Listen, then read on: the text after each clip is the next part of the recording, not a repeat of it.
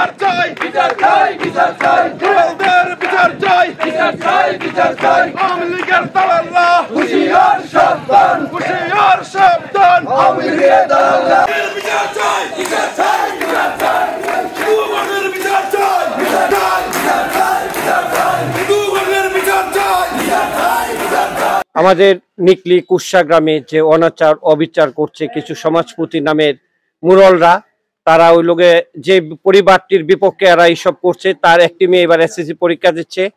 ও পরীক্ষার হলে আসার জন্য একটা রিক্সা পর্যন্ত পায় না। কোনো রিক্সাওয়ালা তার এলাকার রিক্সায় নিলে তাদেরকে ধরে নিয়ে বিচার করে হুমকি দেয়, বলা হয় তাদেরকে একগড়া করা হয়েছে। তার আরো 3টা ছেলে মেয়ে ঢাকায় পড়াশোনা করে একগড়া শব্দ শুনে তার ছেলে মেয়েরা লজ্জায় এখন মানুষের সামনে আসতে পারতেছে না। আমরা যারা সচেতন নাগরিক নিকলি উপজেলার, আমরা শুধু কুশানা এইরকম অনাচার অবিচারের বিপক্ষে যারাই করবে তাদের বিপক্ষে আমরা দাঁড়াবো। আজকে আপনারা সবাই দেখতেছেন কুশা থেকে এরা এত প্রভাবশালী, আমরা 10টা লোকও আমরা এই প্রতিবাদের জন্য আনতে পাই নাই। তাদের অর্থবিত্ত টাকা এবং তাদের পেশি শক্তির জন্য কেউ মুখ খুলে নাই। তাই আমরা নিকলি সর্বস্তরের জনগণ আমরা এই বিষয়টা রুখে দাঁড়িয়েছি।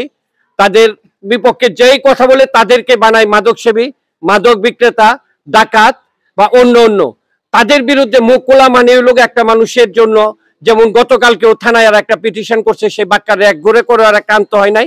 বাক্কারের নামে একটা মিথ্যা অভিযোগ দিছে যারা, তাদেরকে মাদক সেবী, মাদক বিক্রেতা, অমুক তমুক বলে। আসলে সম্পূর্ণ এটা মিথ্যা বানোয়াট। আমরা চাই সেই প্রভাবশালী মহল যারা এর লোকে তাদের বিপক্ষে রুখে দাঁড়াইলে তারা এইসব অবধে তাদেরকে আমরা থানার মাধ্যমে আমরা আইনের আওতায় আনতে, টিউনের মাধ্যমে আওতায় আনতে, যেটা রাষ্ট্র এবং সংবিধান বিরোধী। যে এই দেশে কাউরে একগড়া করার বিধান নাই, সেটা তারা করছে, জোর গলায় বলছে এবং বলছে তারা বাপদাদারা করে আসছে, ভবিষ্যতেও করবে, যেটা কোনোভাবে আমরা এটা কামনা করি না। আমরা চাই মধ্যযুগীয় কায়দায় বাদ দিয়ে দেশে একটা শান্তি শৃঙ্খল রাষ্ট্রীয় আইন দ্বারা মানুষ বিচার পাক, বিচার হোক। তাদেরকে একগড়া করার কারণ হয়তো দীর্ঘদিন ধরে বাক্কার প্রতিবাদী, তাকে প্রতিবাদ করার জন্য মসজিদের একটা দোহাই দিয়ে তাকে একগড়ে করা হয়েছে। এটা সম্পূর্ণ ইদুদের ব্যক্তিগত একটা রেশ জনগণের উপর দিয়ে চাপাইয়া দিতে চাচ্ছে। এবং ইট বাটার যে এদের যে চিমনিটা ভাঙছে, এই চিমনি ভাঙ্গার প্রতিশোধ হিসাবে তার উপরে আজকে এই একগড়ে করে দিচ্ছে সমাজের নাম দিয়ে। আয়ামে জাহেলিয়াত এবং বর্বর যুগের যে কাজকর্ম হতো সেটি কিছুদিন আগে কুরসা ঘটেছে। একটা পরিবারকে আপনার একগড়ে করেছে, যেটার আইন এবং বিধান রাষ্ট্রে নেই।